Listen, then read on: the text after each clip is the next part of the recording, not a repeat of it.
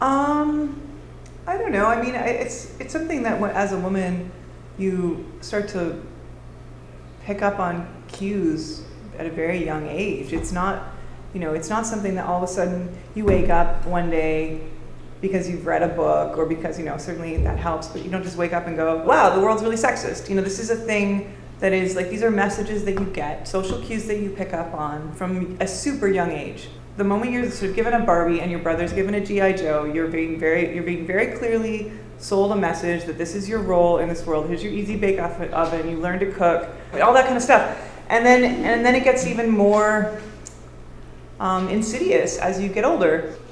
People ask me all the time, and often it's in a sort of an accusatory way, like, so what are you doing to make the industry better? Like, are there women in your kitchens? And it's actually often women that ask me that. And I think a lot of times it's a way to diminish the kind of activism, which I hate, by the way, as a word, that I do. And really, everything's political. Everything that I do throughout my day is a political act in some ways, if you sort of ascribe to that way of thinking. Just achieving gender parity is really not the goal or the issue here in the restaurants. Like, not that it isn't sort of just naturally that way. Like, we have, I think in terms of front of house staff, it's probably split down the middle. We hire almost every woman that applies just because we want to give a chance and we want to see if there's a way to make this person into like a great cook. And oftentimes there is, sometimes there isn't.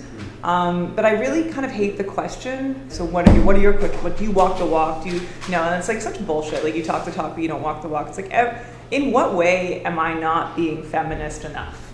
And like, who are you to ask me to do it a different way? And that's really the problem within feminism, in my opinion, is are you feministing properly? And it's the downfall, really, and it's why we can't move faster.